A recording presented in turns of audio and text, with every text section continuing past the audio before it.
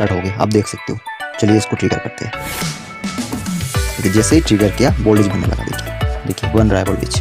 देखिए यहाँ पर स्विचिंग होना शुरू हो गया, तो आप देख सकते हो। और यहाँ नमस्कार दोस्तों, स्वागत है आपको लोकल मोबाइल इंजीनियर पर। दोस्तों आज की वीडियो बहुत ही इंपॉर्टेंट होने वाला है। जैसे कि लेटेस्ट फ़ोन का बूट सीक्वेंस बताने वाला हूं, आप ध्यान से समझना। दोस्तों मार्केट में MT6357 CRB MRB और MT6358W power IC based dead phone बहुत ज़्यादा देखने को मिल रहा है, जो कि हर दिन हमारे पास रिपेयर होने के लिए आता है और कहीं ना कहीं हमसे कुछ डेट फ़ोन्स रिटर्न हो जाते हैं। तो इन पावर IC का बूट सीक्वेंस कंप्लीट समझ जाओगे तो आपको फॉल्ट फाइंडिंग का टेक्निक मालूम हो जाएगा। तो बस आप ध्यान लगा के देखो, सारा इन्फॉर्मेशन इस वीडियो में मिल जाएगा। दोस्तों बूट सीक्वेंस वीडियो यूट्यूब पे बहुत सारा है, लेकिन कंप्लीट बूट सीक्वेंस नहीं है।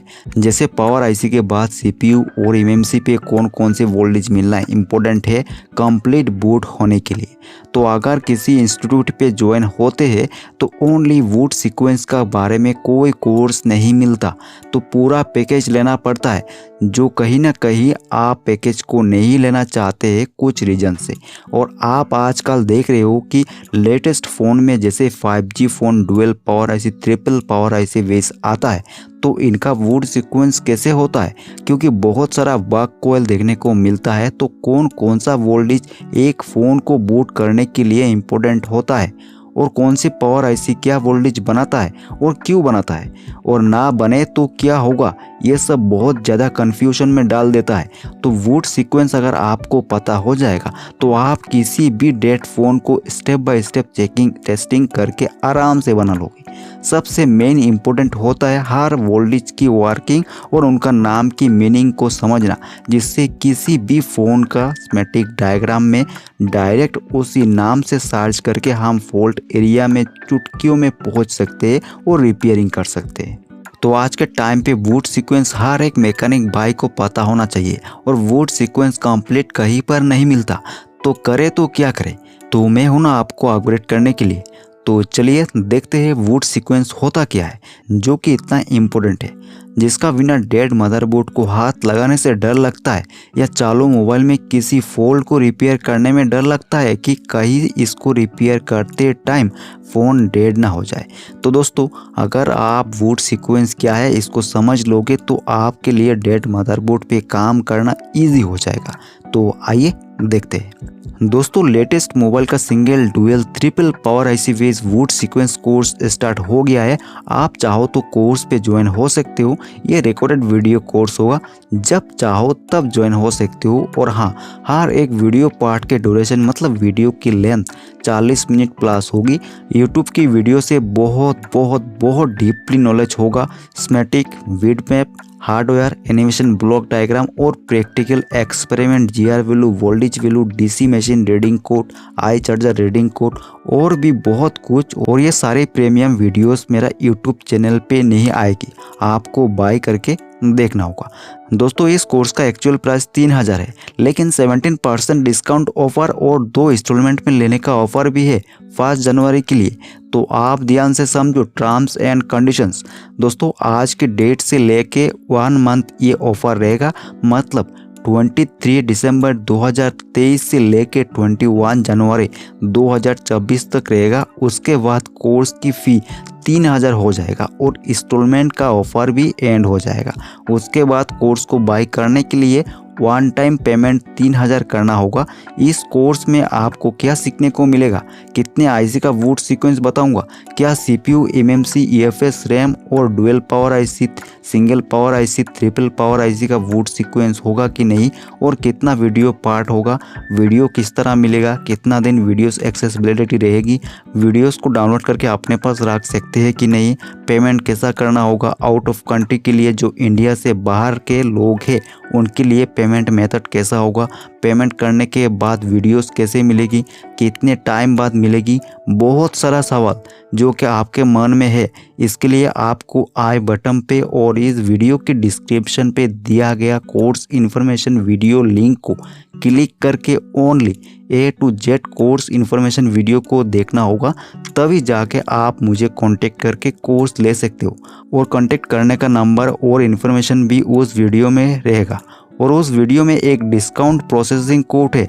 जब आप मुझसे कांटेक्ट करोगे तो मैं उस डिस्काउंट प्रोसेसिंग कोड पूछूंगा। तो आपसे रिक्वेस्ट है उस वीडियो को देखने के लिए।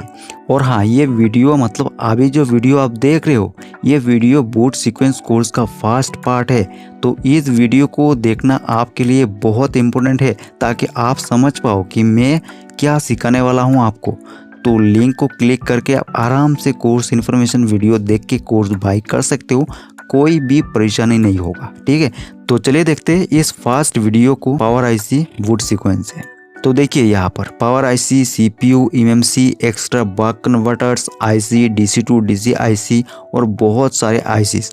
दोस्तों बैटरी लगाते ही पावर आईसी से कुछ वोल्टेज बन जाता है जो ओनली मीडियाटेक में होता है। तो यहाँ पर मैं बैटरी लगाते ही क्या क्या वोल्टेज बनता है उसको सबसे पहले बताऊंगा। देखिए बैटरी लगाते ही बीवेट वोल्टेज देखने को मिलता है 3.5 वोल्ट टू 4.2 वोल्ट। और फिर डीसी टू डीसी आईसी से VSS वोल्टेज बनता है बिना पावर की ट्रिगर करे। और ये VSS वोल्टेज पावर आईसी के अंदर 5 सेक्शन में इनपुट होता है। BBUC, CTRL, BPROC, B modem, BPA, BS1, इन सभी सेक्शन में VSS वोल्टेज इनपुट होता है। और साथ में इन सभी आईसी और LDO में भी इनपुट होता है। दोस्तों कोर्स पे बताऊंगा डीपली कि VSS वोल्टेज में half shot means auto ampere ले रहा है और डेड कंडीशन है। तो कैसे हाफ शॉट को निकाले स्टेप बाय स्टेप, क्योंकि VSS वोल्टेज बहुत सारी जगहों पे जाता है। तो फॉल्ट फाइंडिंग के दौरान सारा कुछ समझना इम्पोर्टेंट है। ठीक है, तो देखिए जैसे ही पावर आईसी में VSS वोल्टेज इन सभी जगहों पे इनपुट होता है, वैसे ही पावर की पे 3.5 वोल्ट टू 4.2 वोल्ट आ जाता है। दोस्तों VSS का पूरा नाम होता है सिस्टम वोल्टेज या वोल्टेज सिस्टम। ठीक है, और मैं 3.5 वोल्ट टू 4.2 वोल्ट ऐसा क्यों बता रहा हूँ। देखिए 3.5 वोल्ट से फ़ोन बूट होता है और 4.2 वोल्ट बैटरी का मैक्सिमम वोल्टेज होती है। ठीक है दोस्तों, इसके बाद VREF वोल्टेज बनता है पावर आईसी से और एक कैपेसिटर पे लगता है। तो इस VREF का नाम होता है रेफरेंस वोल्टेज या वोल्टेज रेफरेंस। तो ये पावर आईसी के अंदर लॉजिक सर्किटरी का रेफरेंस वोल्टेज होता है जो इस कैपेसिटर पे फिल्टरिंग होने के लिए आता है। दोस्तों अभी हम बूट सीक्वेंस समझ रहे हैं, तो फॉल्ट फाइंडिंग को समझने के टाइम अच्छे से समझेंगे कि इस कैपेसिटर से क्या प्रॉब्लम क्रिएट हो सकता है और शॉर्ट होता है तो कितना रीडिंग आता है डीसी मशीन में, आई चार्जर में और बीवेट BSS में कितना GR देखने को मिलता है। तो दोस्तों VREF में 1.2 वोल्ट आता है। फिर नेक्स्ट DVDD DIG 1.8 वोल्ट बनता है। दोस्तों ये डिजिटल इनपुट आउटपुट सेक्शन के लिए होता है, मतलब डिजिटली कंट्रोलिंग सर्किटरी सेक्शन को वोल्टेज प्रोवाइड करता है। और इसमें भी सेम फिल्टरिंग कैपेसिटर होता है जो कहीं और नहीं जाता, सिर्फ इस कैपेसिटर पे आता है फिल्टरिंग के लिए। ठीक है, अब नेक्स्ट वोल्टेज बनता है बिना पावर की दबाए BRTC 2.8 वोल्ट। तो दोस्तों BRTC का पूरा नाम होता है वोल्टेज रियल टाइम क्लॉक, जो कि अलार्म और फ़ोन ऑफ कंडीशन में कैलेंडर और टाइमिंग को मैनेज करके रखता है। समझो आपने फ़ोन पे अलार्म सेटिंग की है सुबह 6 बजे के लिए, तो अगर आपने फ़ोन रात को गलती से ऑफ कर दिया तो अलार्म सुबह 6 बजे ही बजेगा। कैसे? फ़ोन खुद ऑन होके अलार्म बजाएगा अलार्म टाइम के ठीक 2 मिनट पहले। किसके सहायता से? RTC की सहायता से। और हम अपनी फ़ोन में ऑटोमेटिक स्विच ऑफ और स्विच ऑन का सेटिंग भी कर सकते हैं। तो वो काम RTC सर्किट ही करता है रियल टाइम को कैलकुलेट करके। और फ़ोन बूट होने के लिए BRTC वोल्टेज इम्पोर्टेंट होता है, क्योंकि पावर की या चार्जर प्लग इन करने के बाद पावर आईसी सबसे पहले क्रिस्टल से 26 मेगाहर्ट्ज फ्रीक्वेंसी जनरेट करता है, फिर जाके बाकी वोल्टेज बनाता है। तो शायद आप समझ ही गए होंगे। तो दोस्तों बिना पावर की दवाएं बीवेट वोल्टेज, VSS वोल्टेज, पावर की voltage, VREF voltage, DVDD DIG voltage और BRTC वोल्टेज बन जाता है। टोटल 6 वोल्टेज बनता है बिना पावर की दवाएं। और इसमें से पावर आईसी से 4 वोल्टेज बनता है पावर की VREF, BD, DIG और BRTC। ठीक है दोस्तों, आप अच्छे से समझ गए ना। तो चलिए आप देखते हैं मेन बूट वोल्टेजेस को। देखिए पावर की या चार्जर प्लग इन करने के बाद जो बूट सीक्वेंस बनता है वो सब अभी हम देखते हैं। तो देखिए दोस्तों, जैसे ही पावर की ट्रिगर होता है वैसे ही सबसे पहले BXO 2.2 वोल्ट बनता है। BXO का पूरा नाम होता है वोल्टेज कंट्रोलेड क्रिस्टल ऑक्सीलेटर। तो दोस्तों यह वोल्टेज क्रिस्टल कंट्रोलिंग सर्किटरी के लिए होता है जो कि पावर आईसी के अंदर होता है। और देखिए यह वोल्टेज फिल्टर होने के लिए एक कैपेसिटर पे आता है। फिर नेक्स्ट देखिए BOX 1.8 वोल्ट बनता है। ये क्रिस्टल कंट्रोलिंग सर्किटरी में जाता है। Auxiliary analog to digital voltage होता है और ये 1.8 वोल्ट डायरेक्ट क्रिस्टल की सेंसर पिन में कनेक्ट होता है।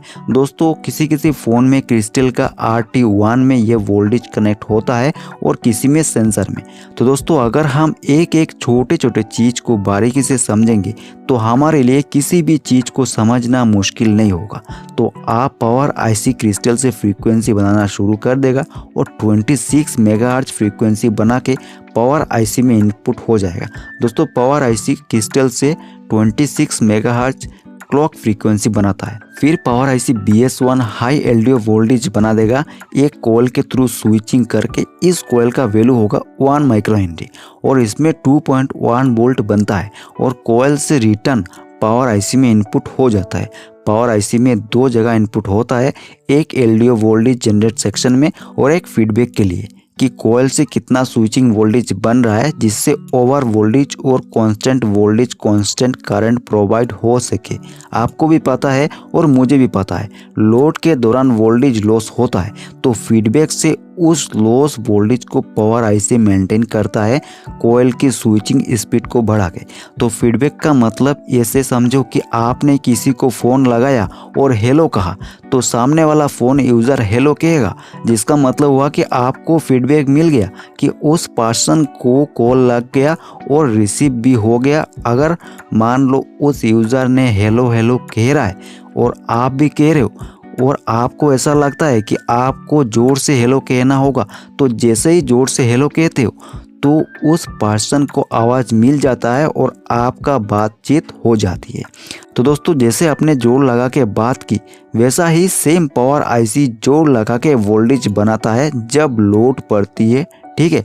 और पावर आईसी को लॉन्ग टाइम वोल्टेज प्रोवाइड सही तरीके से करने के लिए फीडबैक का बहुत ज़रूरत होता है ताकि जब जितना वोल्टेज का ज़रूरत पड़े सीपीयू को तब उतना वोल्टेज दे सके। अब देखिए ये BS1 voltage extra buck converter IC में जाता है। दोस्तों ये एक्स्ट्रा बक कन्वर्टर आईसी का एनेबल वोल्टेज होता है और आईसी का मेन वोल्टेज होता है BSS। तो एक्स्ट्रा बक कन्वर्टर आईसी से BS2 1.4 वोल्टेज बनता है जो रिटर्न पावर आईसी के लो LDO जनरेट सेक्शन में इनपुट होता है और ये BS2 वोल्टेज में वोल्टेज डिवाइडर होता है इस छोटा सा BS2 बक आईसी का। दोस्तों इस आईसी का ये डिवाइडर वोल्टेज फीडबैक होता है और इस आईसी में एक और लाइन जुड़ता है वो भी फीडबैक के लिए होती है। तो इसका कंप्लीट सर्किटरी समझाऊंगा कोर्स में।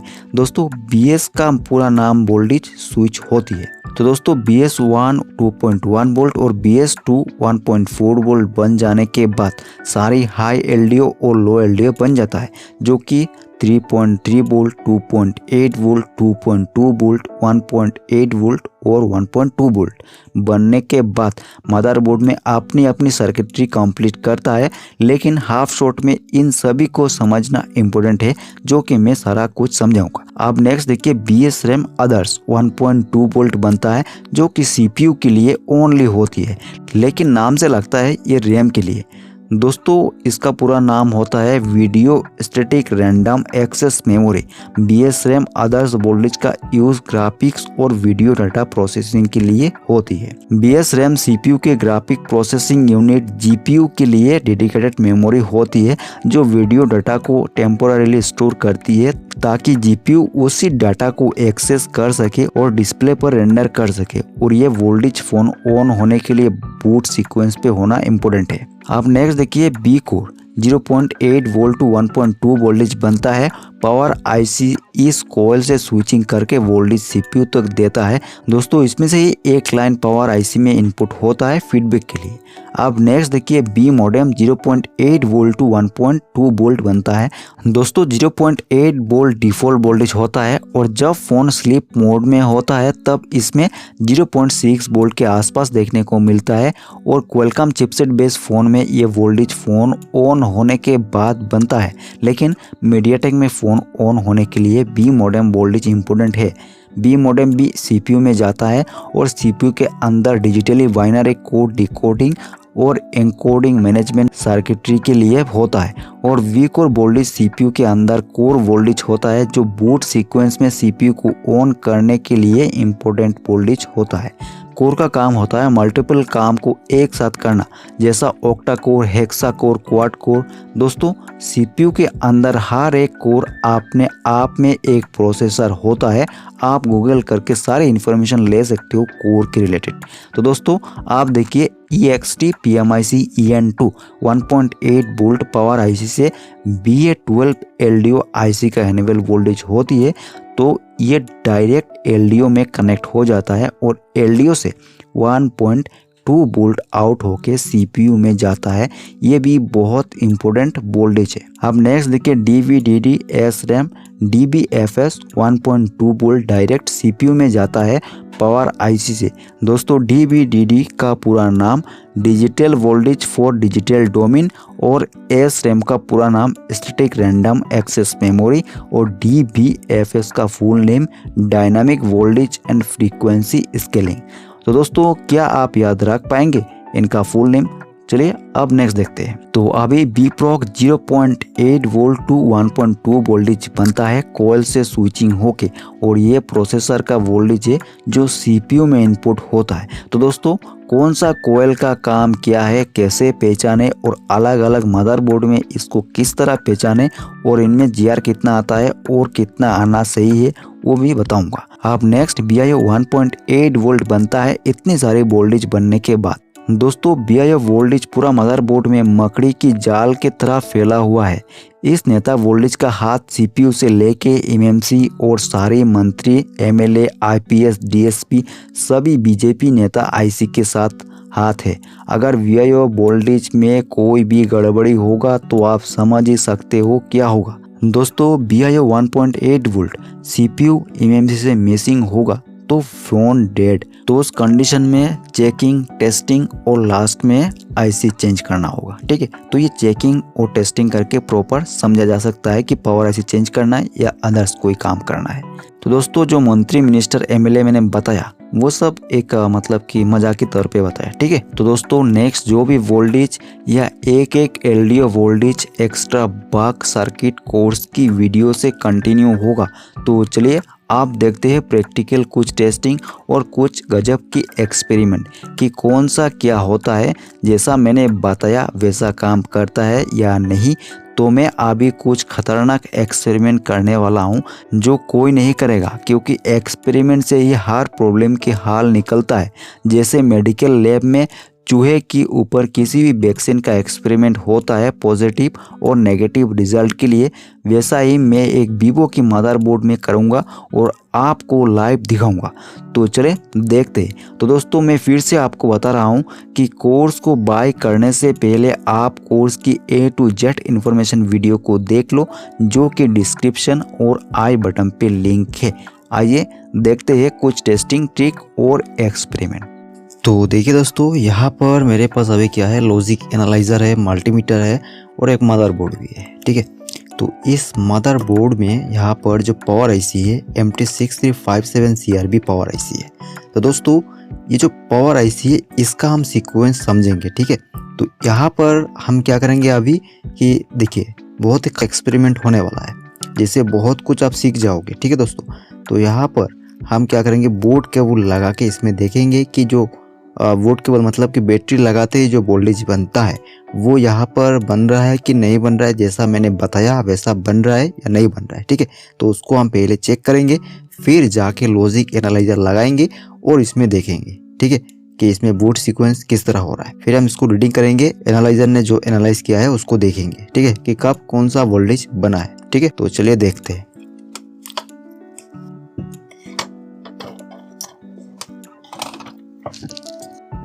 तो दोस्तों डीसी मशीन पे मैंने 4.0 वोल्ट सेट किया है। तो देखिए मैं यहाँ पर दिखाता हूँ आप लोगों को। तो देखिए दोस्तों यहाँ पर 4.0 वोल्ट है डीसी सप्लाई में। ठीक है, डीसी मशीन में 4.0 वोल्ट है। और दोस्तों मेरा जो डीसी सप्लाई है वो सुगन का 3005D मॉडल है। ठीक है, तो इसमें जो वोल्टेज है अभी मैंने सेट किया 4.0 वोल्ट और 3 एम्पियर सेट किया। तो चलिए अभी तो मैंने यहाँ पर बूट केबल लगा दिया। तो बूट केबल और बैटरी सेम होता है, पावर के अभी ट्रिगर नहीं किया।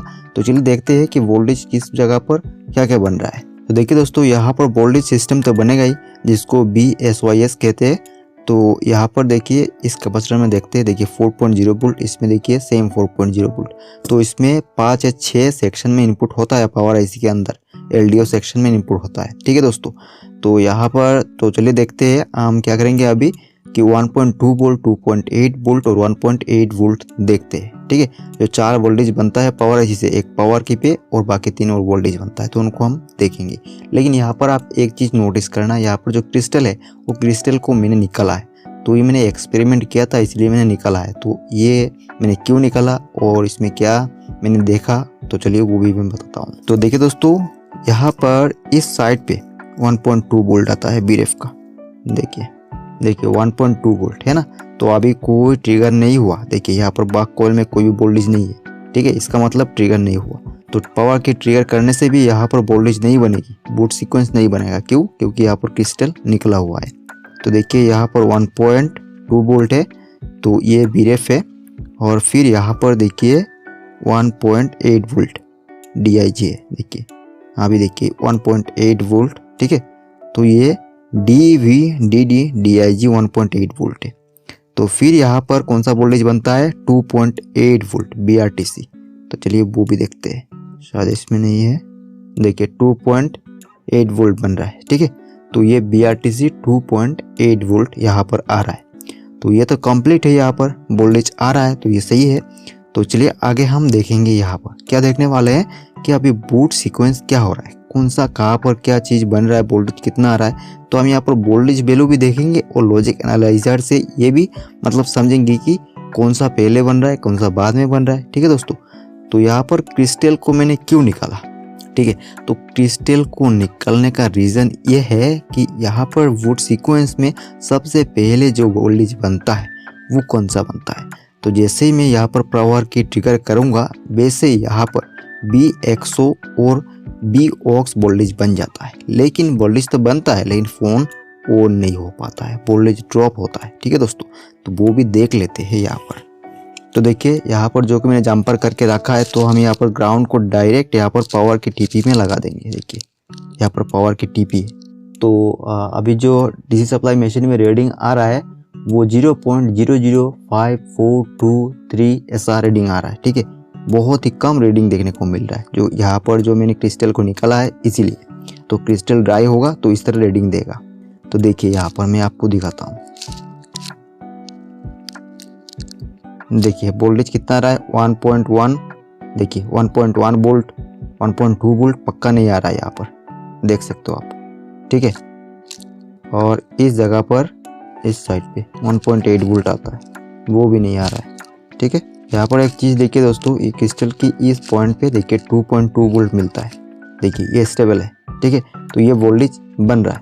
अगर हम पावर की छोड़ते हैं तो चला जाता है। देखिए हमने पावर की छोड़ दिया, चला गया। जैसे ही पावर की प्रेस करेंगे देखिए आ गया, तुरंत ही वोल्टेज आ जाता है। जैसे ही हम टच करते हैं वैसे ही आ जाता है। ठीक है दोस्तों, तो पावर की प्रेस करने से सबसे पहले क्या क्या वोल्टेज बनता है वो मैंने जैसा बताया वैसा यहाँ पर हो रहा है, प्रैक्टिकल में ऐसा हो रहा है। ठीक है, देखिए 2.2 वोल्ट, लेकिन इस 2.2 वोल्ट के साथ क्या है कि फ्रीक्वेंसी भी है। ठीक है दोस्तों, तो फ्रीक्वेंसी हम लॉजिक एनालाइजर से देखेंगे। अभी यहाँ पर देखिए कोई वोल्टेज नहीं है। देखिए इस पे भी वोल्टेज नहीं है। देखिए दोस्तों इसमें वोल्टेज आके चला गया था, 1.8 वोल्ट के आसपास आया था, अभी नहीं है। देखिए अगर हम इस पे उंगली लगा के देखिए, हमने यहाँ पर टच किया, टच करके इस पॉइंट पे प्रोब को टच किया है, तो देखिए यहाँ पर डीसी मशीन में जो रीडिंग है अभी 0.0 60 70 30 ऐसे आके मतलब स्टॉक हो रहा है। ठीक है, स्टॉक हो रहा है और हम यहाँ पर चेक करते हैं तुरंत। देखिए 1.8 वोल्ट अभी चला गया। अब डीसी मशीन में एम्पियर फ्लक्चुएट कर रहा है। ठीक है दोस्तों, अभी फिर से हम उंगली को टच करके यहाँ पर प्रूफ को टच करते हैं। देखिए टच किया और यहाँ पर मल्टीमीटर में देखिए 0.7, 45, 44 ऐसा वोल्टेज स्टेबल है और डीसी मशीन में भी सेम कंडीशन है, 0.30, 60 ऐसा स्टेबल है। चलिए तुरंत देखते हैं यहाँ पर। देखिए 1.9 वोल्ट अभी देखिए चला जाएगा शायद। देखिए चला गया। ठीक है दोस्तों, तो लेकिन 2.2 वोल्ट स्टेबल है। तो ये 2.2 वोल्ट मिसिंग होगा या 1.8 वोल्ट में मिसिंग होगी तो फ़ोन डेड होना ही होना है। तो कितना रीडिंग में डेड होगा वो मैं बताऊंगा कोर्स पे और डीपली बताऊंगा। ठीक है दोस्तों, तो अभी क्या है यहाँ पर आप देखें इतना वोल्टेज बनता है। तो चलिए आप लॉजिक एनालाइजर से यहाँ पर हम चेक करेंगे कि यहाँ पर जो 2.2 वोल्ट और 1.8 वोल्ट आया है, ठीक है, तो इसको चेक करेंगे कि पावर की ट्रिगर करने पे। लेकिन दोस्तों इसमें क्या है कि पावर की ट्रिगर करने पे सबसे पहले 2.2 वोल्ट बनता है, फिर अगर हम उंगली से टच करेंगे फिर 1.8 वोल्ट आता है। किस पे? यहाँ पर। तो ये कैसे हो रहा है? तो चलिए एक बार हम यहाँ पर क्या करते हैं कि यहाँ पर क्रिस्टल को लगाते हैं, लगाने के बाद फिर चेक करेंगे। ठीक है, फिर लॉजिक एनालाइजर से सारे एग्जाम्पल लगाएंगे और चेक करेंगे कौन सा वोल्टेज पहले बना, कौन सा बाद में और कौन सा लास्ट में। तो चलिए दोस्तों क्रिस्टल को लगाता हूँ और फिर यहाँ पर मैं जंपर लगाता हूँ। ठीक है, फिर मैं बताऊंगा, आप लोगों को दिखाऊंगा। देखिए दोस्तों मैंने कम्प्लीटली लॉजिक एनालाइजर का कनेक्शन कर दिया है। तो यहाँ पर एक कनेक्शन मैंने छोड़ा है। देखिए ये कनेक्शन मैंने नहीं किया। ठीक है, एक चैनल को छोड़ दिया, तो बाकी सभी चैनल को मैंने कनेक्शन अच्छे से कर लिया है। तो चलिए अब हम देखते हैं और शायद आप देख पा रहे हो साइड पे जो लैपटॉप का स्क्रीन। तो चलिए अभी हम यहाँ पर ट्रिगर करेंगे। ठीक है, तो अभी यहाँ पर कोई भी वोल्टेज नहीं बना है क्योंकि हमने यहाँ पर ट्रिगर नहीं किया। तो चलिए अब फ़ोन को ट्रिगर करते हैं। तो यहाँ पर कौन सा चैनल मैंने किस पर लगाया, क्या चीज़ किया, सभी मैं बताऊँगा आगे। ठीक है, तो चलिए हम ट्रिगर करेंगे यहाँ पर। तो आप देखना ध्यान से क्या होता है। तो दोस्तों ट्रिगर करने से पहले मैं एक काम करूँगा कि यहाँ पर रिकॉर्डिंग स्टार्ट करूँगा। ठीक है, तो यहाँ पर देखिए मैं यहाँ पर इसको स्टार्ट कर रहा हूँ। तो ये स्टार्ट हो गया, आप देख सकते हो। चलिए इसको ट्रिगर करते हैं। देखिए जैसे ही ट्रिगर किया वोल्टेज बनने लगा। देखिए बन रहा है वोल्टेज। देखिए यहाँ पर स्विचिंग होना शुरू हो गया, तो आप देख सकते हो। और यहाँ पर फ्रीक्वेंसी जो है वो कैप्चर कर रहा है लॉजिक एनालाइजर। तो चलिए अभी हम इसको स्टॉप करेंगे। दोस्तों इसको स्टॉप कर दिया है। तो अभी देखते हैं इसमें। देखिए यहाँ पर शुरू हुआ है, क्या कहाँ से कौन सा स्टार्ट हुआ है।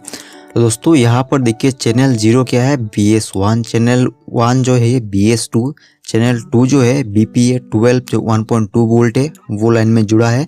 और फिर चैनल 3 जो है, चैनल 3 मैंने जुड़ा है B कोर पे। और चैनल 4 को जो जोड़ा है B प्रॉक में। और चैनल 5 को जोड़ा है मैंने B मॉडेम पे। और चैनल 6 को BPA और चैनल 7 मैंने ऐसे ही NC छोड़ा है। ठीक है, तो यहाँ पर टोटल कितना कनेक्शन हुआ? 7 कनेक्शन हो गया। लेकिन यहाँ पर 0 है इसीलिए ये 1 होगा। ठीक है दोस्तों, लॉजिक एनालाइजर मॉड्यूल में यहाँ पर देख सकते हो आप 1 लिखा है। चैनल 1, चैनल 2, चैनल 3, चैनल 4 इस तरह। तो चैनल 1 जो है ये हमारा चैनल 0 होगा। तो देखिए यहाँ पर कौन कौन सा वोल्टेज कब बना है, कौन सा स्टार्ट हुआ है, चलिए देखते हैं। देखिए यहाँ से तो देखने पे मालूम नहीं चल रहा है कि कौन सा पहले कौन सा बाद में बना है। चलिए हम थोड़ा इसको जूम करते हैं अच्छे से। देख पा रहे हो आप कितना फ्रीक्वेंसी है, किस तरह बनाया। देखिए ग्राफ जो है। तो अभी हम इसको इस तरफ करते हैं और फिर देखेंगे। सबसे पहले मतलब फास्ट में जाना होगा, तो फास्ट में जाएंगे तब मुझे पता चलेगा कि कौन सा वोल्टेज सबसे पहले बना और कौन सा लास्ट में। बहुत लंबा है यार इसको मैनेज करना भी एक बढ़िया काम है। देखिए यहाँ पर ये आ गया। यहाँ पर पहले कौन सा बना? चैनल 0 मतलब BS1 सबसे पहले बना है। ठीक है दोस्तों, तो आप देख सकते हो यहाँ पर। देखिए यहाँ पर कोई और वोल्टेज नहीं है, सबसे पहले BS1 बना है। तो BS1 बनने के बाद कौन सा सेकंड में बना? देखिए तो यहाँ पर देख सकते हो आप BS1 के बाद यहाँ पर BS2 नहीं बना है दोस्तों। ठीक है, BS2 नहीं बना है। तो BS2 नहीं बनाया है तो कौन बना है? देखिए चैनल 1 मतलब BS2, चैनल 2 मतलब BPA 1.2 वोल्ट। ठीक है, तो ये दोनों वोल्टेज का बन रहा है। देखिए आप, तो ये क्या है? देखिए ये है B कोर। ठीक है, B कोर बना। देखिए दोस्तों BS1 के बाद फिर यहाँ पर B कोर बना और B कोर के बाद यहाँ पर B प्रॉक बना। ठीक है, देखिए आप देख सकते हो। देखिए BS1 B core, B proc और उसके बाद यहाँ पर बना BS2 और फिर यहाँ पर देखिए BA 1.2 वोल्ट, फिर जाके यहाँ पर देखिए फिर यहाँ पर कौन सा है चैनल 5 बी मॉडेम। ठीक है, बी मॉडेम वोल्टेज बना है, लेकिन BPA वोल्टेज नहीं बनता है जब तक सिम नहीं लगाया जाता है, तब तक यहाँ पर BPA वोल्टेज नहीं बनता है। ठीक है, तो यहाँ पर आप देख सकते हो सबसे पहले BS1 बनता है, फिर जाके बी कोर, फिर बी प्रोक, फिर जाके BS2, फिर BA12 मतलब जो BA 1.2 वोल्ट होता है, फिर यहाँ पर बनता है बी मॉडेम वोल्टेज। ठीक है, सबसे पहले BS1 और सबसे लास्ट में बी मॉडेम। अगर सिम लगा हुआ रहेगा यहाँ पर शायद लास्ट में BPA वोल्टेज बनेगी। तो ये हम कोर्स में चेक कर लेंगे और अच्छे से। तो यहाँ पर मैंने चेक किया आप लोगों को दिखाने के लिए कि वोल्टेज सीक्वेंस किस तरह होता है, कौन सा पहले, कौन सा बाद में और कौन सा लास्ट में। ठीक है दोस्तों, तो यहाँ पर जो मैंने बताया कि BS1 के बाद यहाँ पर बी कोर बनता है, फिर जाके बी प्रोक, फिर यहाँ पर जाके बनता है BS2 वोल्टेज। ठीक है, तो BS2 4 नंबर में बनता है, फिर BA12 और लास्ट में बी मॉडेम,